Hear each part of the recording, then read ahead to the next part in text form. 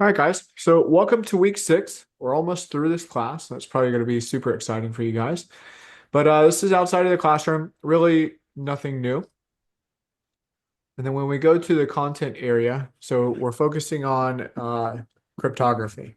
This is my favorite lecture in this class. And in fact, I enjoy it so much that so to get hired here at the University of Arizona, that you have to fly out to the university and do an in-person teaching demo. And I chose this specific lecture for my in-person teaching demo, just because I think the concepts that you learn here are so fun. I will say that cryptography, though, is an incredibly deep topic. And so what we're discussing here today is like not, I wouldn't even call it wave tops, right? It's literally so deep that uh, this is beyond surface level. And if you start peeling back the layers on cryptography, you got to get really, really good at math real quick. Because really that's how cryptography works, is it's all based on mathematical functions. And it gets real quick. So here are your outcomes. We're not doing any math today, but there's some light reading in chapter 2. A quiz, which is no change from the structure from anything you've done up to this point. Everything in this class will always be multiple choice, or I think you have like a ranking question um, on this last one, but ultimately no fill in the blanks or anything like that. There is a tool here, Open Steganography tool. So if you wanted to grab a partner in the class, and this is not part of the class, so don't feel obligated to do it. It's just a cool thing to do if you wanted to. You can go to this function up here, class list, find someone that's willing to do it with you, or you can reach out in the Microsoft Teams area and then exchange messages back and forth with Open Stego. It's a cool way to kind of get your feet wet on doing cryptography.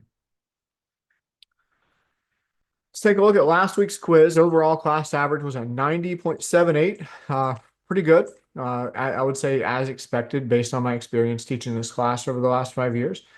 Um, there are a couple questions I wanted to address. So the first one, question 24. You are the CISO for a large retail company. Your strategic cyber threat intelligence reports have identified a specific hacker group that's targeting your industry.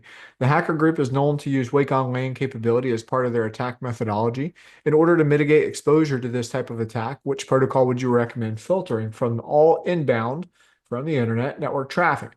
The answer here is ICMP, and this was covered under the ICMP portion of our lecture last week. And so you can find that in the back half of the slides. So that was 24, question 33, and I think 49. So this one is asking about protocol data units and their arrangement in size order. So information moves sequentially in the OSI model from layer to layer, regardless if the information is moving up or down the model. The protocol data unit for the OSI model, arranged from smallest to largest, is, and that's going to be bit, frame, packet, segment, and data. And kind of, if you're looking at the slides from last week, that was one of the, I would say, first 10 slides that we covered, maybe even first 3 or 4, actually.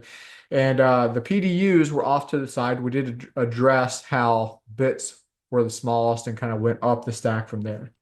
But the way that it's pictured on that is it's almost like tilted. And so you read it from right to left. Maybe that's the confusing part. I'm not sure. So that was 33 and then 49. So this one is putting the ARP request in order. So what happens here is one, computer A is going to check their ARP cache, notice that information's missing. So it's going to send out an ARP request. Remember that ARP request goes to everyone on the network.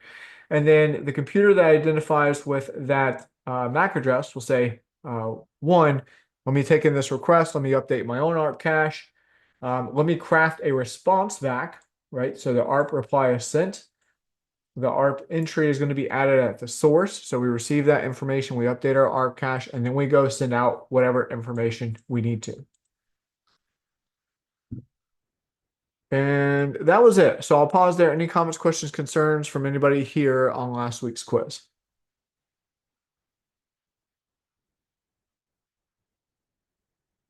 Okay. So for those of you that are watching asynchronously, if you do have a question that you wanted to raise up, just let me know, and I'll be happy to address. You can shoot me an email or a message on Microsoft Teams.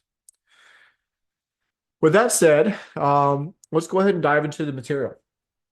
So again, this week we're talking data hiding and cryptography. Please take a second to look over what we'll be talking about today, and then we'll go ahead and move on. All right, so the first part of this is going to be very definition heavy, and I'm going to give you some extra terms too that aren't even on here. They're not going to be on your quiz, but it's just like really helpful to know and understand as you move forward. And I'm going to do my best to not read from the slide deck, but again, a definition is a definition, right? So cryptology is going to be research into encryption and decryption, right? And so that's going to include cryptography and cryptanalysis. Cryptanalysis is the art of breaking cryptography.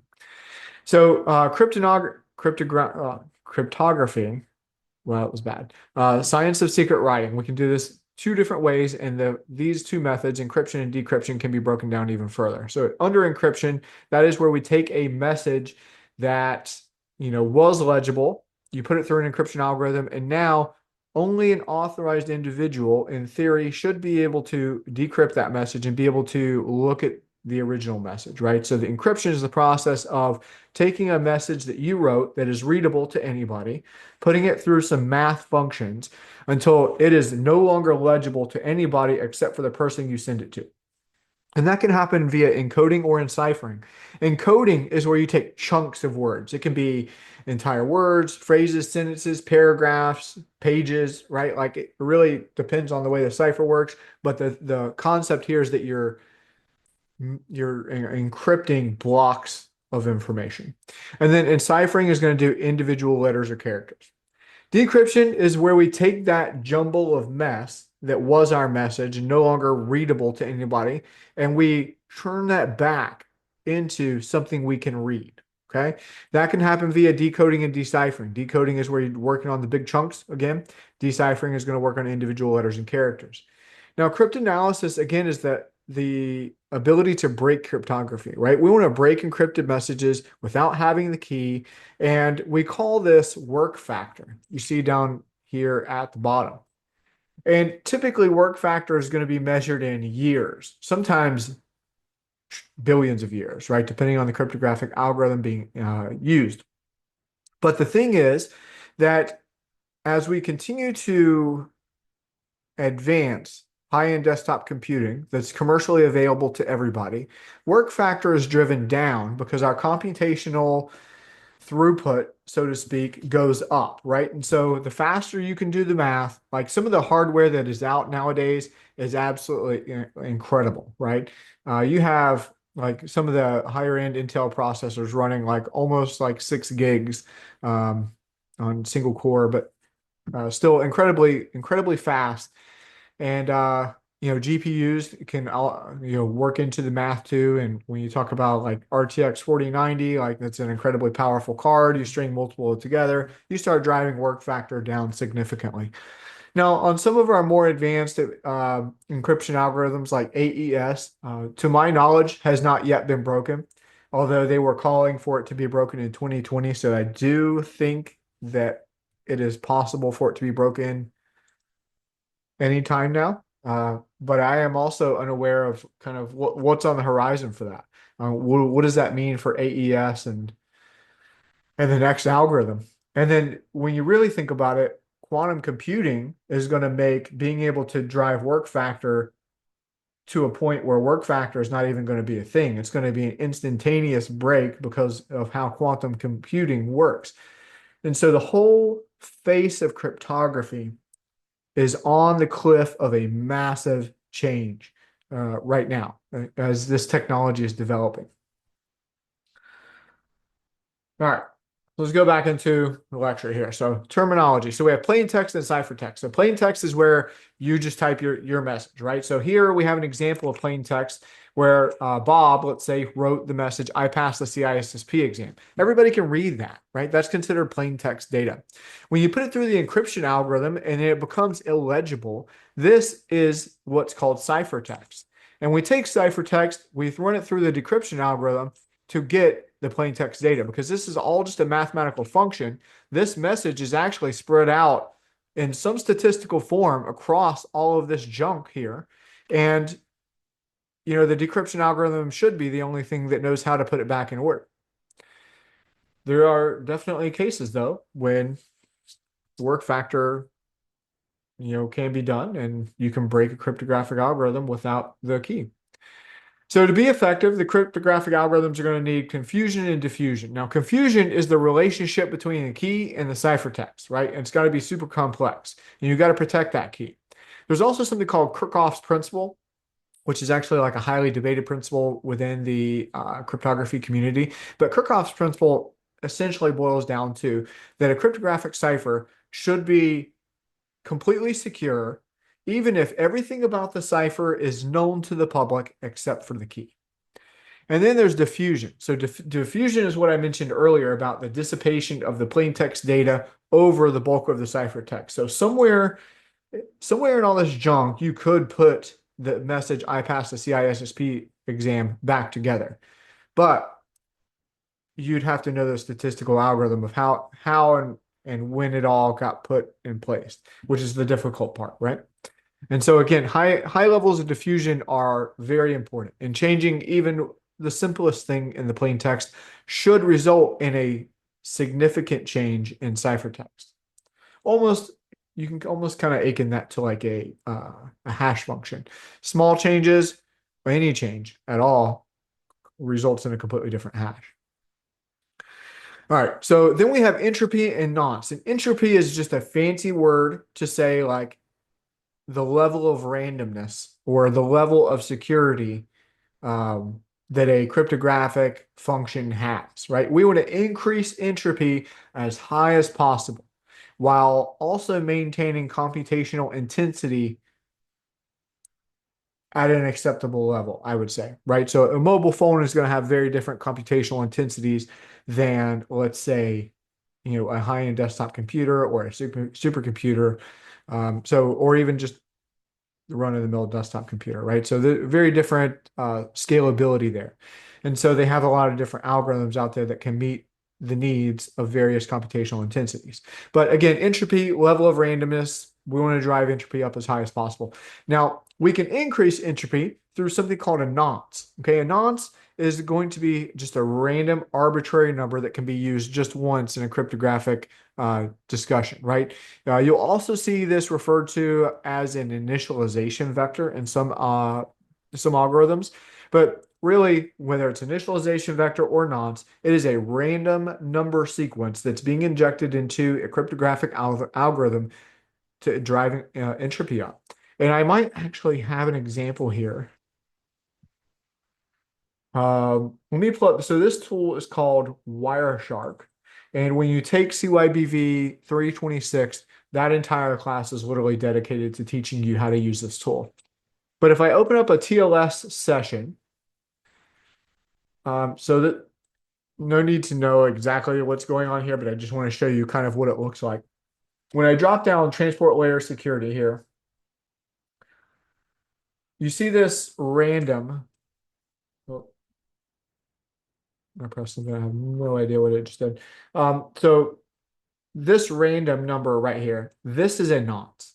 Okay, this nonce is being passed ultimately to the server to help it, again, increase the entropy of the overall cryptographic algorithm that's going to be selected. And so that is like in actual practice, that is what a nonce is going to look like.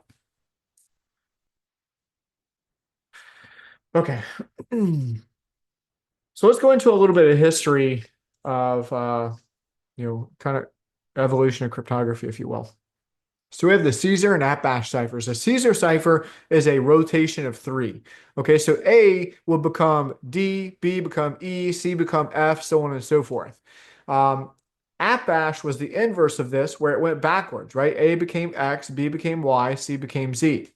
And then we started saying like, oh, well, that's too easy. So then we progressed to a rotation of 13, where we literally broke the English alphabet in half. A became N, B, O, C, P, so on and so forth, right? So plain text here of the word hello could be turned into ciphertext. Now, the cryptographic algorithm and the key is rotation of 13. So H becomes U, E becomes R, L becomes Y, and O becomes B. Now, only the intended recipient should know that you're using rotation of 13, and they could take this utilizing, this encryption decryption scheme here and turn it back into the word hello.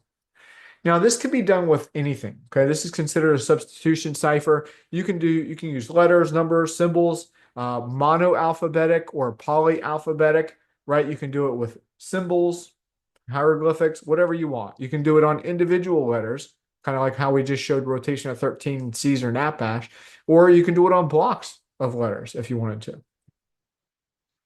Then came the transposition ciphers, right? And so we have a Spartan Cytel off to the right. And the way that that worked was that you and your intended recipient had a staff of similar diameter. And you would wrap something around, like in that example, it's like leather hide around the staff, write out your message, and then unfurl it. And if it became intercepted at any point, ideally it wouldn't make sense, especially unless they had a staff of that exact diameter. Um, but if it got to its intended recipient, no issues. They had staff that they agreed on of similar diameter, could wrap it around and read it. Then we have the columnar transposition cipher. So here, this one's a little bit more involved, right? So the message here is we are discovered, flee at once. And then there's something called padding at the end. We'll talk about padding in a little bit. But the key word here that you could give to your intended recipient would be zebras. Okay. So ideally, doesn't make sense to anybody except for your intended recipient.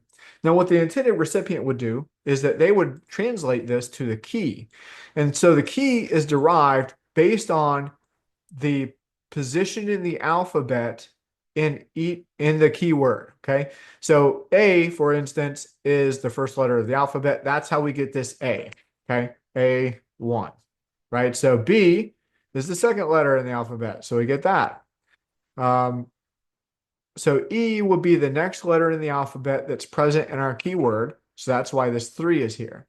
Okay. R, 4, S, 5, Z, 6, right? So that's how the key is derived. And that's how we would ultimately need to be able to decode the message, because what the person who is encrypting the message is going to do is whenever they send it, they're going to put all their columns back in numeric order, right? 1, 2, 3, 4, 5, 6. And then you can't read the message. It doesn't make sense.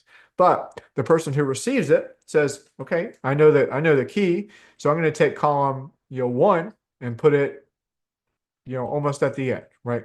Second to last, and so on and so forth. So again, plain text, we are discovered, flee at once. The ciphertext translates out to this. All right, next we get even fancier. We have the Vigenère table, right? Or Vigenère cipher. So we have plain text, attack at dawn. The key is lemon. And the key has to repeat for every single letter that is present in the plain text. So if I'm writing out a long paragraph, it doesn't matter. The key lemon has to keep repeating every single character for character of the plain text. So the way we would do this is we have A in the plain text and L. So let me see if I can remember how to do this. So we find A on the left-hand side, and then we go find L up top, and we see that the resulting ciphertext is L. Let's do this on the second one just to make sure. So we find T down here, and we need to go to E. Okay, so I'm at E, and there's an X there. Okay, so resulting ciphertext is done like that. So we take our plain text letter off to the left-hand side of the table is what we're going to use first. We find that letter, and then we go across the top until we reach the next letter, okay? And then, so to decrypt, well, again, we have to use the key. So we have the letter L, we're going to find on the left-hand side, and then instead of going across the top, we're going to look in that row for the letter that we need, okay? So first letter of the ciphertext is L, and the key is L, so I'm on here on the left-hand side. I find the first L that corresponds to an A. So we can decrypt that to the letter A, which is correct here. Next, we have E and X. So I'm going to find the E off to the left-hand side. And within here, I'm going to go look for my X. I see X, and that corresponds to a T, right? And that is correct. Then we have Morse code. And so those of you that are out near like the College of Applied Science and Technology out near like Fort Huachuca in Arizona, that used to be the premier training ground for the military's Morse code teams. It got disbanded a number of years ago, at least as I was told when I was in the military. But still in use, especially for maritime and being able to communicate trouble.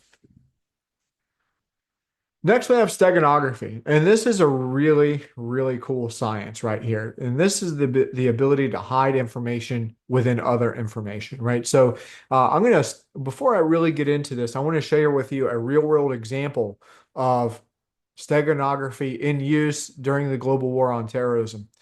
So I worked in the intelligence field, and there was a period in Afghanistan of almost 6 months where our communication, or I'm sorry, the information that we were receiving on the enemy became non-existent. And, obviously the intel community is scrambling, like what's going on. We started seeing upticks in ambushes. We were not tracking troop movements for some of their stuff. And it just became this massive witch hunt of like, where did their communication go? Long story short, and if you know anything about their culture, pornography is very taboo. But what they were doing was using steganography and embedding their troop movements and attack information inside pornography and sending it across. The intelligence community is not screening for stuff like that, right? And so, especially given the culture, really taboo. So it just wasn't top of mind, so to speak. And eventually we caught on and things kind of returned to normal. But it was a real scramble there for a little bit, and it was a huge deal.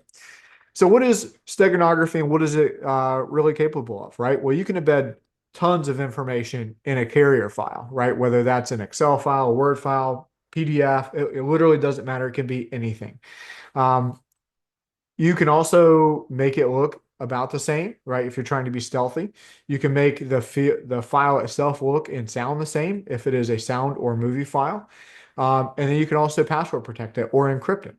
And off to the right, we have something called least significant bit modification, right? So we take an image, right? And here are, the kind of the binaries if you look at each pixel. And then image with hidden data. So we've embedded something into this photo. It looks exactly the same, but some of the data is slightly off, right? So here we have R203 instead of R202. And if you consider this in a binary method, I know that we haven't learned binary per se, but typically you do binary, or at least the way I was taught, right to left, and you start off with a 1, and then a 2, and then a 4, and then an 8, and 16, so on and so forth until you get to 128. And, modifying files or each pixel by turning that least significant bit on or off is a great way to modify files, right? Because it's very stealthy, I guess, is the way that it might be a decent way to put it. And it's not going to alter the file significantly unless you're jamming massive files into there, right? But you can also append it to the file. You can embed it in the file header. And then every file, especially pictures, are significantly known for this, but there's actually a lot of duplicate information embedded within the photo, right? And so when you decompress a file, you're actually stripping out that redundant information. The redundant information is there in case of any kind of corruption that it could try and help itself to recover. But when you decompress a file, you're stripping out that redundant info. And the reason you want to do that is to make the file smaller. But in this situation, when you're doing steganography, you make the file smaller so that you can pack it full of information and make it look the same and then pass it off, right? Until it gets to its intended recipient. Some tools you'll see out there that'll assist with steganography, OpenStego being one, Zao steganography, and StegHide. But there's a ton out there. I've been running my mouth for a while. I'll pause real quick. Any questions, comments, concerns about anything we've discussed up to this point? Yeah, what was that incident you were talking about? I don't know that it has like a formal name to it. Oh, okay. I'm gonna look it Yeah. up. Okay. Yeah. You'll probably be able to find something. I'm sure you will. All right. So then modern cryptography. So the first thing we have is a cryptographic primitive. And the cryptographic primitive is going to be a fancy way to say it is a cryptographic function that does its job, one job, very well. Okay. So let's talk about some of these cryptographic primitives. The first one we have is symmetric encryption. And so with symmetric encryption, just like a line of symmetry, we have the exact same key on both the encryption side and the decryption side. Um, some notes about symmetric encryption is that one, it's supposed to be faster than asymmetric encryption. But at this point, with the way computers work, whether you're using symmetric or asymmetric encryption, it's happening so quickly that the end user really doesn't know. Okay. It can be really difficult to break, but one of the things that is an issue with symmetric encryption, right, is like if I don't know you and I have to get you the decryption key, what's a secure way to do that?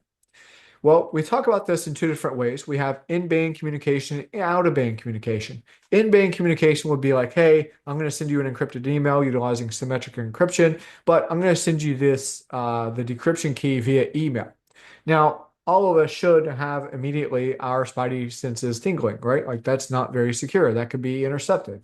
And so you would be right. So ideally, with symmetric encryption, you do some sort of out-of-band communication where you say, hey, I'm going to walk this thing to your house and ensure that it gets a transition straight to you. That's not always feasible, right? And so we'll talk about asymmetric encryption, but what ends up happening most of the time, especially in any TLS negotiation, is that you have an asymmetric discussion up front, and then when that asymmetric encryption gets established, you start exchanging symmetric key encryption, right? So then uh, you could think of it as tunneling encryption inside an asymmetric session. One of the other things I want to point out here for symmetric encryption is that it does not scale at all, right? And so when you look at, let's pull up calculator here. If we have 2,000 employees at our organization, we have to do to figure out how many keys we would need to distribute to our employees.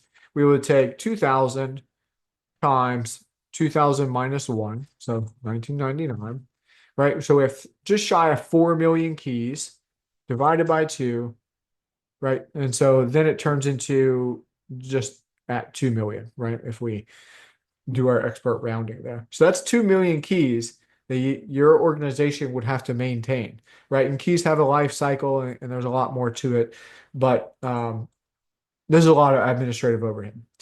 Now, how does this work? Pretty straightforward, right? So Bob wants to send Alice an email. Bob is going to encrypt his message with the symmetric key that they've agreed on. It results in ciphertext. Ideally, nobody else should be able to read it because only Alice has that same key. She uses that key to decrypt the information and then she can read the message. Some of the algorithms that you'll see out there, we have data encryption standard. This is deprecated and no longer recommended. It is trash. We have TripDes or triple data encryption standard. And TripDes, I've seen still in use, but it is no longer recommended by the National Institute of Standards and Technology. And so, again, you can consider this basically deprecated.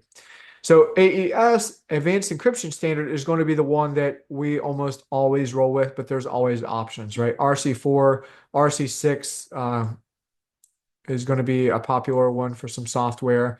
IDEA, Twofish, and Bluefish. They're just all different algorithms that you may see out there. So then we have stream cipher and block cipher. So a stream cipher, again, is going to work on individual characters, right? We're doing the encoding portion of this, or I should say enciphering. So you have a key stream and you have plain text, and this symbol means exclusive or, right? But the ultimate takeaway from this side is that stream ciphers work on individual characters. And then we see RC4 is going to be a popular stream cipher as well, used in some really deprecated old protocols, SSL, secure socket layers, and wired equivalency privacy, which we're on WPA3 now. And SSL. Even though nobody is supposed to be using SSL, there's still a wide array of servers out there configured to use SSL. So then we have block ciphers. So block ciphers are going to take chunks of information and encrypt them. So in the example that we have here, we have an initialization vector, right, which is a nonce, random arbitrary string of information that we're injecting into the cipher to be able to increase entropy. So we have our plain text, the initialization vector, it goes through the encryption algorithm. Now, some algorithms may take the resulting ciphertext and then run it through as the initialization vector next, right? Because the level of randomness that is increased there is significant. And then they're going to keep doing it, right? Depending on how many rounds of encryption that your specific algorithm is going to use. So what are the big differences here between stream and block cipher? Well, stream is going to be super fast compared to block because we're working on individual characters, right? Again, by the end user standpoint, nowadays, it's going to be seamless. Low error propagation on stream because if you have an error on one character, it has no bearing on the next character. Low diffusion though, right? Because each symbol is being worked on by itself. And so being able to spread out one symbol each time, it really doesn't make a difference. So low diffusion. Susceptibility to malicious insertions. If you get the key, and this really kind of applies to both, but if you get the key, then you're going to be able to slip stuff into the string. So for block, though, we have high diffusion, right? We're taking chunks of information, we're encrypting it, and so we're able to spread out all of those characters, from the plain text across all of the resulting ciphertext. Immunity to insertion of symbol, right? Because we're working on blocks of information. If the computation is not correct because someone is trying to inject something that the mathematical operation was not expecting, it's going to fail. Slowness. Again, I've already said my piece on that one. Padding, though. Padding is when, let's say you're working on a 128-bit block, but you only have 120 bits of information to encrypt. Well, you got to fill that block, right? And so you're going to have 8 bits of padding, which is just random characters that are going to be put in there. It's really not a disadvantage. It's one of those things that it just is, right? Like you have to fill the bucket, or else it's not going to be able to do its computation. So I'm honestly not sure why this is recorded as a disadvantage because it's not really a big deal. But then, and we also talked about error propagation, right? So whenever something does get inserted, it's going to throw off the rest of the function, and it's either not going to work for that specific block, or in the example of where we're using resulting ciphertext going into as an initialization vector, it's going to throw off all the math down the line. All right, so next we have a key exchange problem, right? So we talked about, kind of that in-band, out-of-band issue. And so we're going to talk about specifically Diffie-Hellman key agreement and public key infrastructure. I'm going to do my speaking on public key infrastructure here because this is the best example. So Bob wants to buy, let's say, this sick short and shirts from Amazon. And so what he needs is something called a digital certificate. And so the digital certificate is non-tamperable authentication. We know that this is Bob for sure. And so the players that we have in this situation, we have a registration authority, we have a certificate authority, and a verification authority. And the registration authority is going to work very much like a state DMV, meaning that like in most states, when you go to the DMV, you don't walk out with the license that day. Most of the time, and at least in most of the states that I've been and had to get a license in, you go to the DMV, you give them your information and proof that you're actually living there. And then they give you a slip of paper to use for the next week, 2 weeks until you get your license. Registration authority is going to work very much the same way. It's going to take in Bob's information and it's going to check and make sure, hey, Bob says he lives at this address. Bob says this and that. Does this all check out? If it does, then the registration authority is going to give it stamp of approval and send that up to the certification authority. Now, the certificate authority is the only person in this entire infrastructure that can issue a digital certificate. I cannot state how important that is to understand and commit to memory. The CA is the only one that can assign a digital or create a digital certificate. So In this situation, Bob's information checked out from the registration authority. The certificate authority gets it. It issues the digital certificate to Bob. Now, at the same time, and this is not going to be applicable to all PKIs, but it can be set up where you have the verification authority. So the certificate authority will send this over to the VA, and the VA is going to be like a record maintainer. Okay. So when Bob goes to buy his 6 shorts and shirt from Amazon, he presents his digital certificate, and this is all happening in the browser, by the way. Um, then Amazon will say, "Hey, verification authority, is this digital certificate, still accepted? Is it still valid and in use?" The verification authority can check its records and say, "Yes, absolutely, it is. Let Bob buy his shorts." Okay, that is a high level explanation of how PKI works.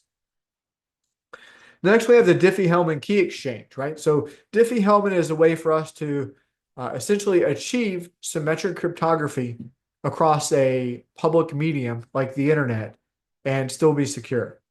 Now, if this interests you, there's some really great videos on YouTube that you can go check out that are going to show you the mathematics behind this, because this is actually super math intense, and it gets real fast when you start examining how it actually works, right? But the easiest way to understand this is the paint can method, which is why we teach that here, because really the mathematics is not important in this program, understanding all of that.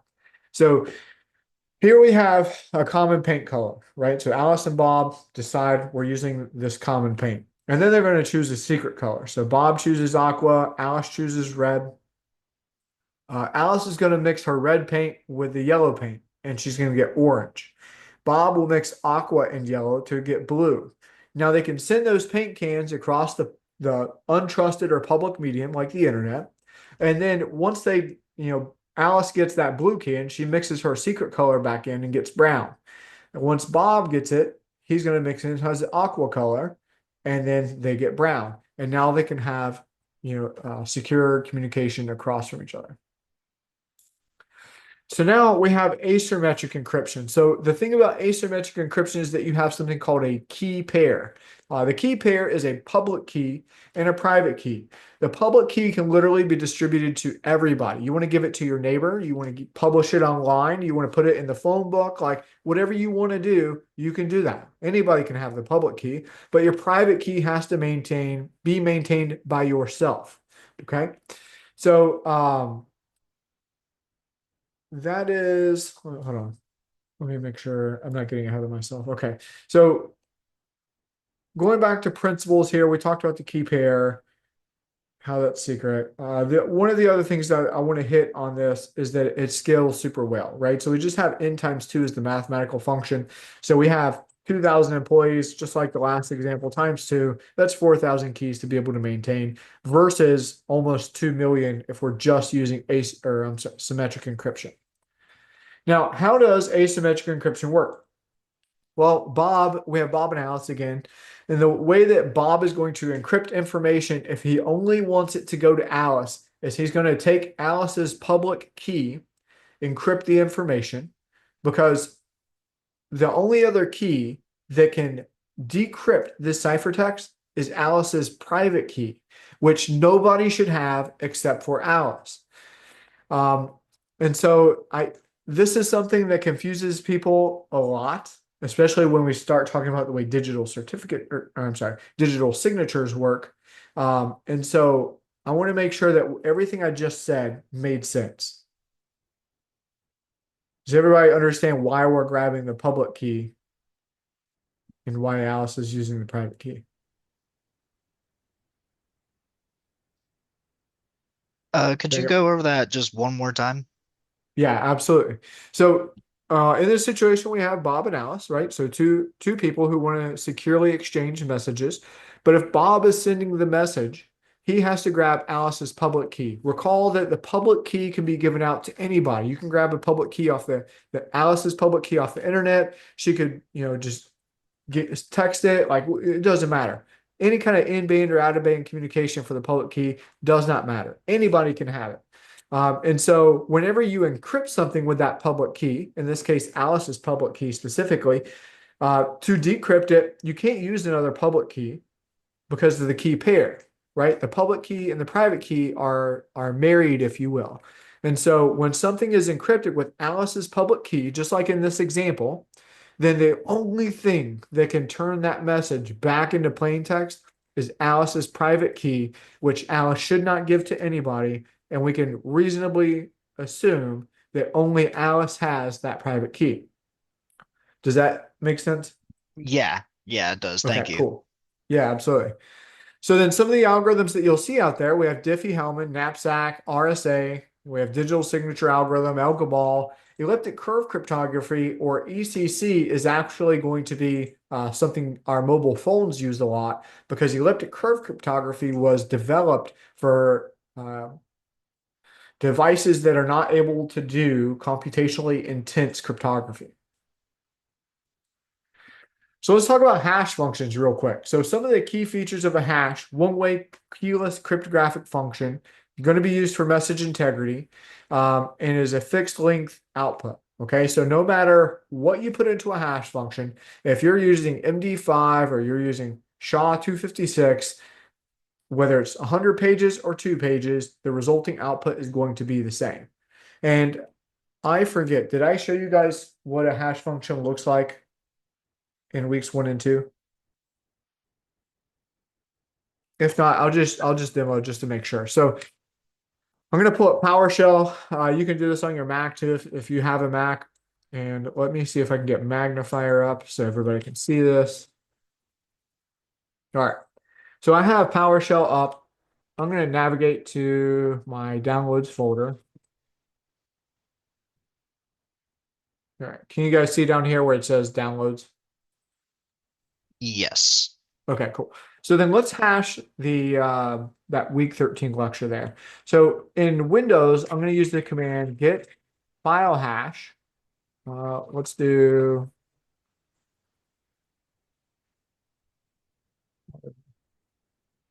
tab autocomplete not working.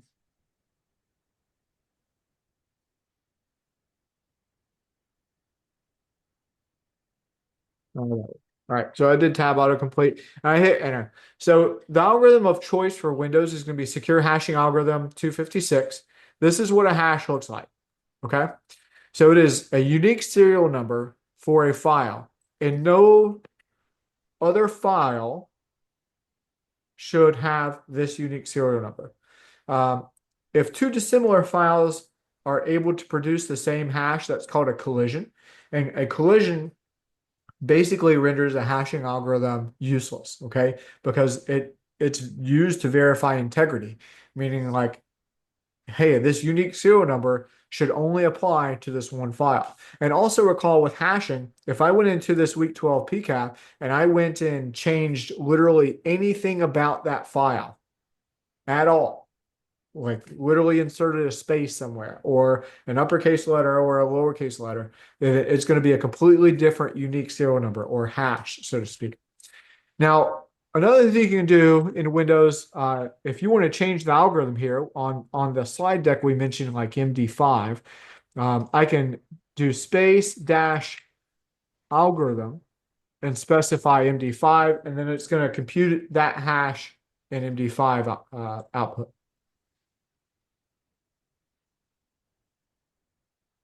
Okay. So some of the other hash functions you'll see out there, HMAC, hash message authentication code for sure. MD2, you're not going to see. MD4, you're not really going to see. MD5 has been prone to collisions. However, I will say I took a digital forensics class not too long ago, and one of the instructors was saying that in the courtroom, MD5 is still actually a very valid hashing algorithm that's acceptable for conducting digital forensics. Even though years ago, Microsoft spent hundreds of thousands of dollars to prove that MD5 was actually prone to collisions. But secure hashing algorithm, you're definitely going to see today. In fact, as you saw by my example there, SHA-256 is going to be the specific algorithm that Microsoft kind of defaults to. So this slide is all basically dedicated to showing you that unique serial number is supposed to change, right? So our input here is the word Fox. You run it through the hashing function. You get your what would be called the digest or the hash itself. And this is unique. When you type in the red fox jumps over the blue dog and put it through the hash function, it's very different from the input or the hash that we receive for Fox.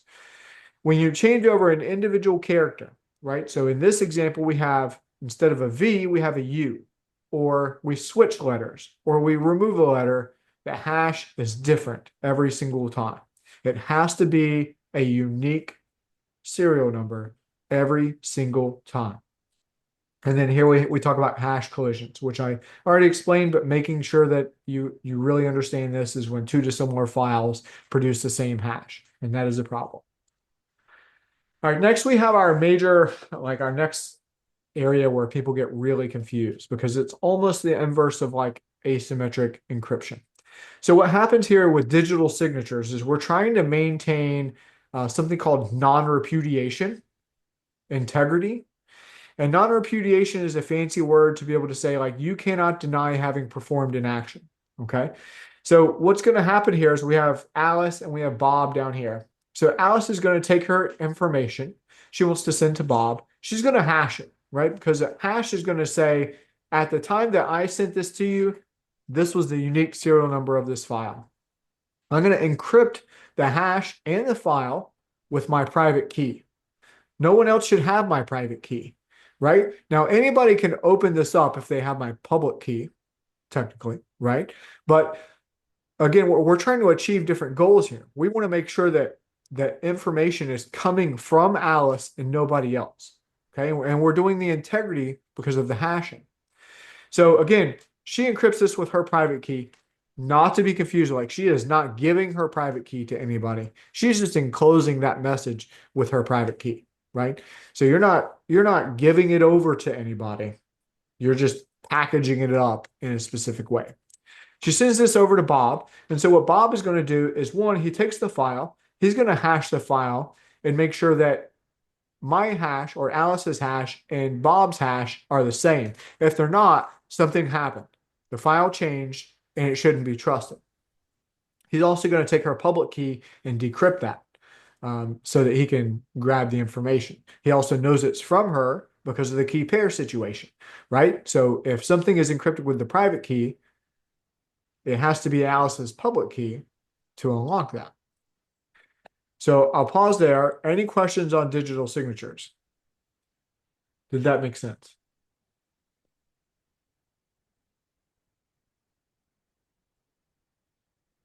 I'll take that as a resounding yes. But if there are Makes sense to me, any yes. okay, cool. If there are any residual questions, or maybe you go back tonight and you're like, "Wow, actually, I am confused on that," just let me know. Shoot me an email or a message. Happy to address.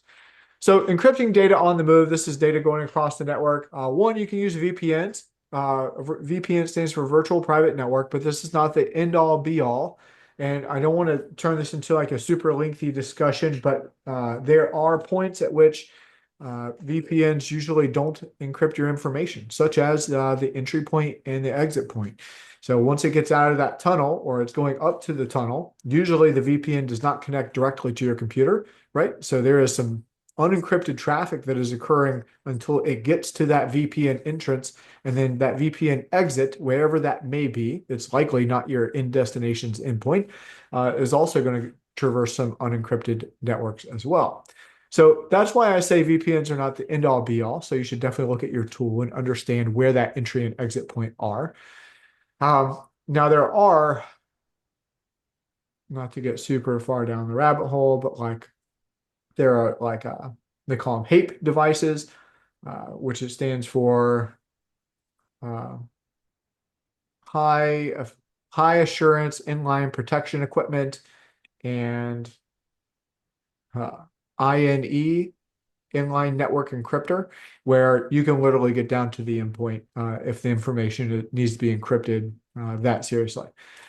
But then Wi-Fi and Bluetooth, right? So not enabled by default on most devices, although I would say things have gotten a lot better where if you get your all-in-one device from your internet service provider that's going to provide your Wi-Fi, it typically now has a password associated with it. And then you end up having to change that because it's some ridiculous 72 character all over the place password.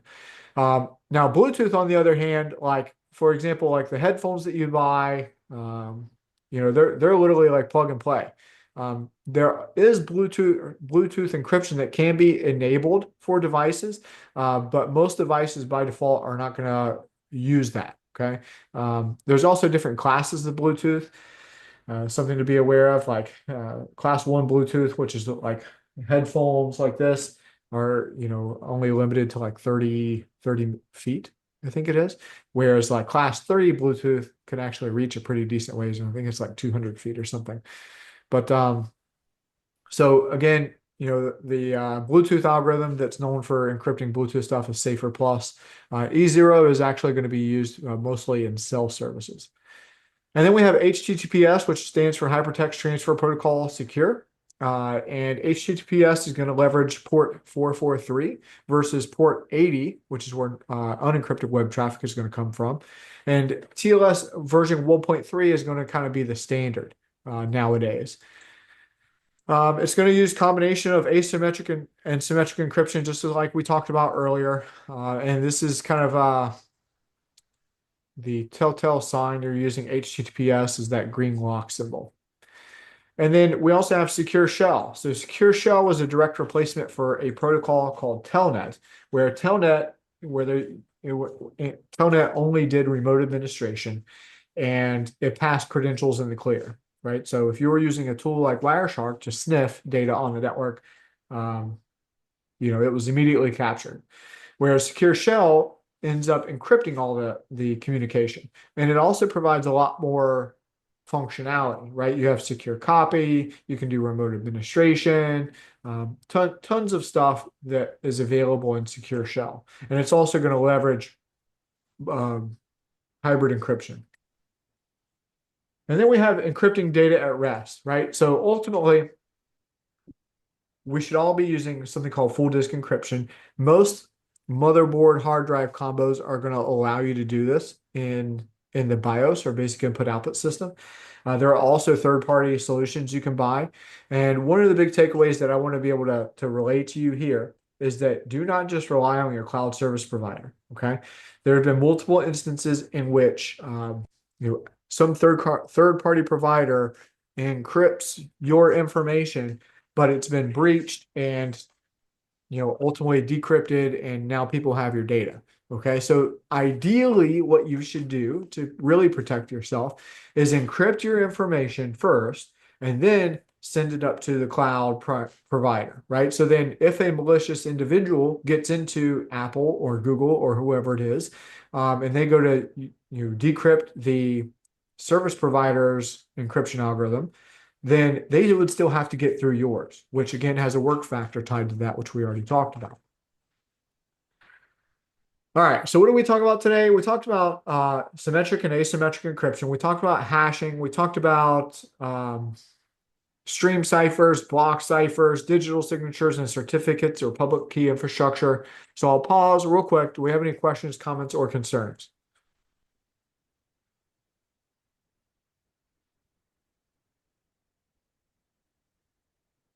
Okay, sounds good. Well, hey, I hope you all have a great week.